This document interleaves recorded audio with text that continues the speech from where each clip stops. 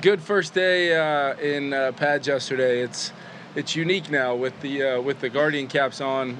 So many more players.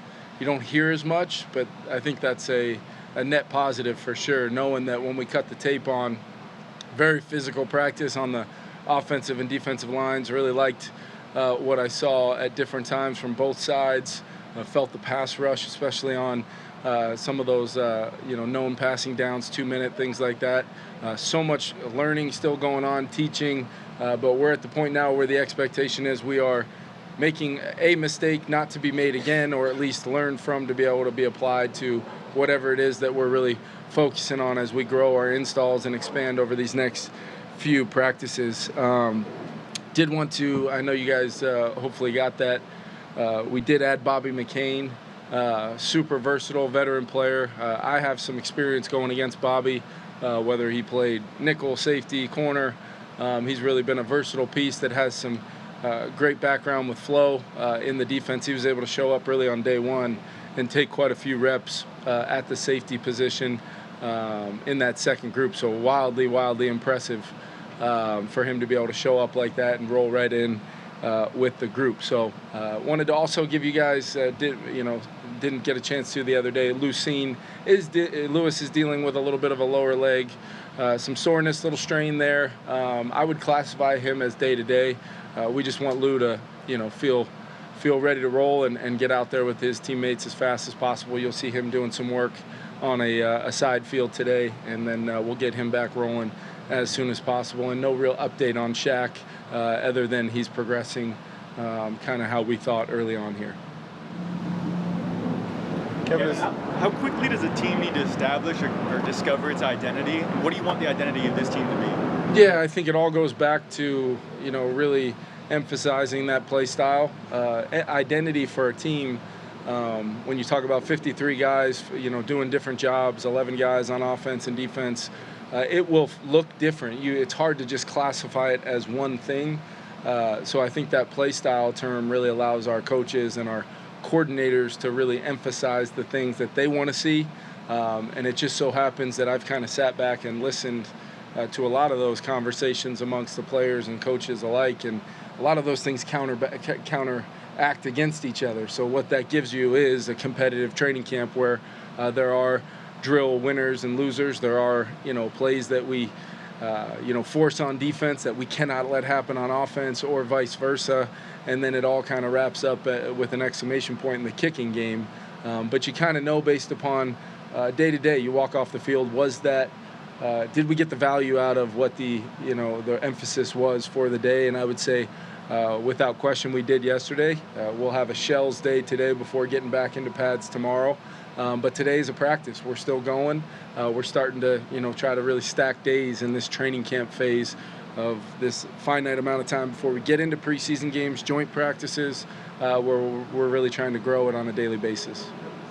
To have Jay Ward play a little more corner than he has. He's just so versatile. I think that was one of the great things about Bobby coming in too, because now you have Bobby and Jay. You've got guys like Cam Bynum and Josh Metellus that can, whether it's different nickel groupings where they can be forces in the box to help fit the run, but also be dynamic enough to be able to cover some slot receivers and things like that. And Jay, with his size and his athletic ability, we've always kind of seen him as a guy that can do a little bit of both. He did do both in the spring and had some flashes last year as well, late in the year, filling in inside for us, at the nickel spot. So I think it speaks to his versatility, but also the fact that a young player like that can handle and own the kind of information that he has to. And that's why we want to get him out there and give him some reps as we continue to see what this overall landscape of that full defensive back room will look like. What's your QB assessment so far, especially for JJ and Sam? And are we closing in on seeing JJ with the first team in practice here? Yeah, I think my assessment is, essentially how I wanted things to go early on. I mean, Sam's really taken the majority of the 1 reps.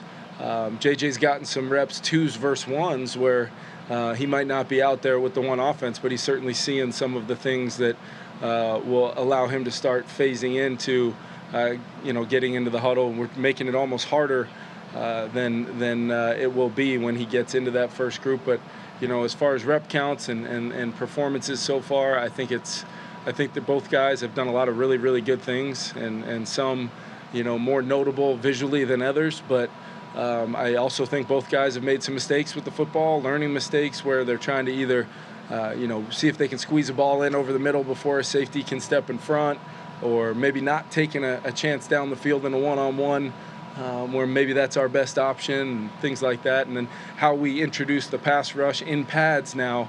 How consistent can you be with their footwork as if it is 7-on-7, as if it is, throwing in Josh's individual routes on air? Because that's the true test, because we can drill everything we want to do. We can build a whole plan of attack every single day, but it's got to translate at least minimally at first, and then you start building comfort as it goes. And it's not supposed to be, remember what I said, we're not chasing perfection, just the progress that you can show from, like in Sam's case, throws an interception on a third down, weighty down type play, and comes back and hits a deep ball down the field. He's done it really a couple times now in those competitive settings, and I just like the response. And then JJ, just how consistent can you be, stacking as many plays, just doing your job together with the other 10 guys in the huddle, and good things are going to happen. And both of them, I would say, have done a really good job of that. You will, at some point, see JJ, be consistently maybe getting a little bit more one reps there. But at the same time, I feel like Sam earned the right to take the bulk of those reps early on here, without getting into depth charts and things like that. It's just a standpoint of how we need to practice, the comfort we're trying to build for the whole group. But as far as the rep count goes, and I do want to highlight Nick Mullen's ability, while getting maybe less reps than he has previously. You guys have seen him step in almost cold, and go out and throw a ball over the middle for a big gain, or get us into the right play, and he's already demonstrated his ownership of our system as well. So I've been really positive about the QBs early on, and now we just start raising the standard every day as their comfort level rises. What would trigger JJ getting some of those snaps with the ones, or is that a sort of a pre-plan, like that'll happen when you already know what's going to happen? Yeah, I think when you start part of it too is the install process, Kevin, where you're still trying to get through a daily install plan as we build our offense.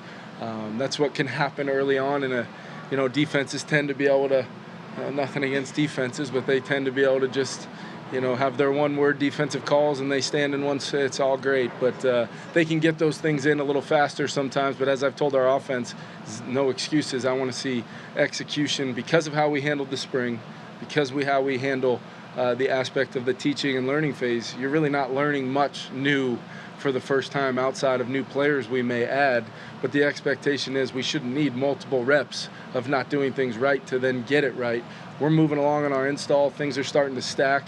So I think as we kind of get to a place where we figure out that sweet spot for JJ's comfort, as well as Sam's trust and understanding in what we've coached up until this point, we can start doing that as well. And I also think it'll be good for Sam, to mix in some of those other huddles besides just having, Justin and Jordan and that offensive line. And, I want to see him go in and elevate that group as well. So it's great ops, much to be overanalyzed, but a lot of work to be done for sure before we get to a place where we're ready to start, really determining what that room's going to look like. With Nick Mullins, you mentioned Sam getting a lot of reps and obviously JJ getting more than probably a typical 3 would. I guess, how did you go about broaching that with Nick to say you're going to probably take a smaller number of reps because of the situation we have? Yeah, I'm not sure where that typical 3, unless I said that at this podium, I'm not sure where that's coming from. But as far as the depth chart in that room, I think it's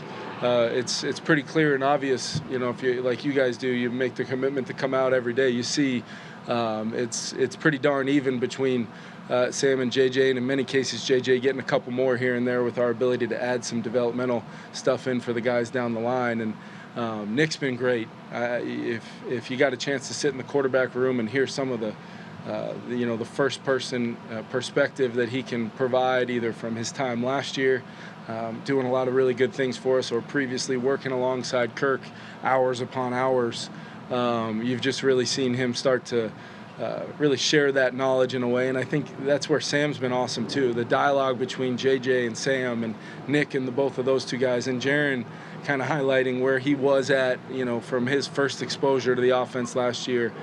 Josh and Grant have set up a really, really healthy dynamic in that room. We've got great guys, and they're getting better every single day. So I think it's just a matter of, making sure they know the plan for the day to mentally prepare. But at the same time, I want them to understand there's going to be, different twists and turns to their rep plan based upon a design to get the best version of all four of those guys. Does Aaron Jones change what you can do with your run game, and how important is that, because you have two or three, quarterbacks that are new to your system, to be able to get more out of your running game? I think it's, what he's demonstrated over his career is he can be a really good gun runner, but he's also a really good runner in the dot, and can, regardless of bigger groupings, spreading people out, he's got a great feel for, the intent of the play, what's his landmark, what's his track, and then how to pick up the blocks and the reads to be in the right spot for the sequencing. The run game, albeit much more physical, to try to get across the line of scrimmage with your guys up front and move a defensive front. The run game and pass game, as far as the details of the rhythm of the play, the timing, at what point are we hitting that C gap off of a certain play where we're trying to stretch and puncture? What point are we hitting a cutback off of a certain run? How are we picking up pullers in the gap scheme world? Like, there's detail, experience, and then comfort in that to kind of live in that world where you can see see a lot and execute full speed with great ball security and explode when those creases form.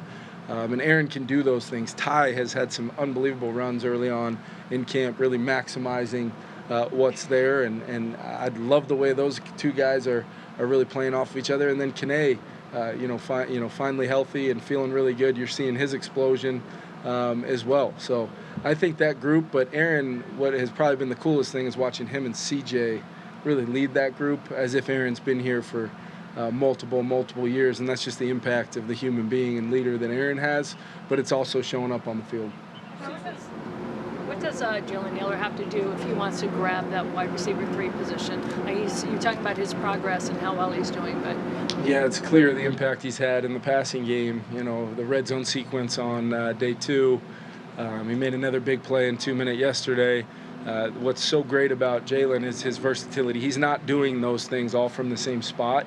It may be, being the F, Z, or X on any one given play, and he's got the ability to own it and then apply what we think are pretty dynamic skill sets to go do those jobs. So he just, in the passing game, needs to continue to do the things that he's off to a start doing consistently, like we've talked about, and then continue to show a willingness that he does in the run game to have that role as well, because running the football, takes all 11 guys, quarterback getting us to the right spots, right plays, timing of motions, and how we hit blocks up front. But the receivers and their ability to block on the second level are what really define, your ability to break 10-yard runs into 20 or 30-yard runs.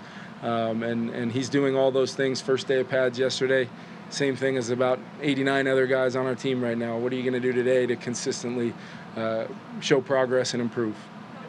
With the kicking competition, I guess what impressed you with Will Reichard, and then now that it is down to 1, how does that impact not only him but just the other specialists, the punting competition, etc.? Yeah, I think it's hard to carry, especially when you get a couple injuries or have some unforeseen things happen early on in the camp. It's always hard to carry multiple specialists at those 2 or 3 spots there with obviously we feel so strongly about Depot as the long snapper, and I just felt like Will, since the time he's arrived, has demonstrated time after time that Will really is so consistent, but I just want to see him take all the kicks. And I thought Parker, as I told him, there's no question, if you tell me on any given year that there's 35 to 40 kickers kicking in the NFL after injuries and different things like that, I do believe Parker is one of them. And that's always hard when you have those types of conversations, but honesty is key.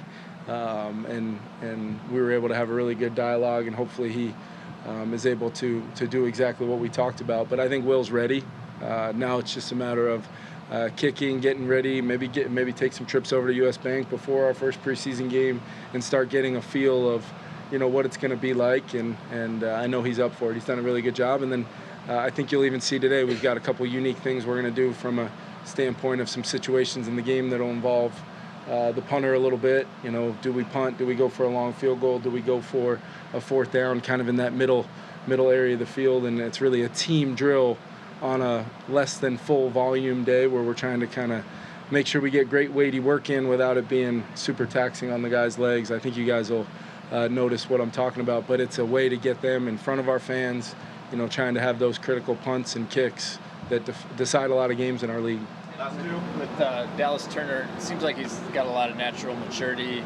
Yeah. What are your just impressions of how he sort of handles his first camp, how he carries himself? Yeah, it's you kind of forget sometimes that he's a rookie, just knowing the amount of information from really day one. I think we knew he was smart. We knew he had been coached really well, but then you get him here and you get him in the meeting room setting and you see how well he's handling not only basic installations that most rookies are asked to do, but you're hearing him ask some questions that are very telling about where he's able to go, and then as installations start to pick up and like they have, he hasn't missed a beat. So that's unique, for a guy that to be able to step in with some of the other smart, tough football players that we added, guys we still have coming back. So that's really unique. But then Dallas loves football, so every day is a new day. He always has a smile on his face, but it's not a smile that I would recommend taking as giddy or taking things lightly. It's a smile that he has bad intentions to do some things on a daily basis, and it's one that I'm okay seeing because I get to wear a whistle and a polo shirt. But I'm just looking forward to seeing him grow and get some exposure throughout this camp and see exactly what his role is going to be. Is he getting a little bit of an education with Darnold? It seems like a few times I've watched, he's got a lot to learn still got a lot to learn. Yeah. How is that helping? Yeah, I think as I talked about with CD, in the moments and kind of hours after CD's extension, it's like, hey man, not only can you elevate our entire group offensively, but think about how cool it's going to be as you watch Dallas Turner one-on-one against you in practice, grow to be a guy that's pushing you to be better. But you've seen CD pull him aside. You see it pre-practice sometimes, and he's even showing him, hey, you shot your hand too quick, or, you probably started that move a little bit too far away from me, or I never really felt speed on the initial rush before you got into it. And those are coming from one of the best left tackles in football. So, and then DT gets a rep. He gets to feel it, and obviously gets coached up by Pet and Amarje, and then right about that time, the versatility kicks in and he's switching to a different spot or doing different things. But those third down rushes are really what defines those edge guys. You saw JG make a really nice rush on BO yesterday. Gabe Murphy showing up time and time again early on here as a guy that's versatile in the rush game. And then as Van Ginkel works his way back in, you're talking names and numbers of guys that can truly line up in any particular spot and handle a lot of different responsibilities, which is really hard on us when you're teaching the initial phasing of your protections and who's accountable for who. It stresses us like no other this time of year, and I always like that. Thanks, everybody. You sure can. Thank you very much. Back to QBs. Well, never mind. I'm just kidding. Just kidding. Do you have a plan to play Sam in the exhibition games? I know Kirk didn't play, but he had been here 6 years and was the unquestioned starter. Do you plan on trying to play, at least at some point, all four guys or three of the four? I have a very clear-cut plan of how we're going to handle the playing time of our entire team. See you guys later.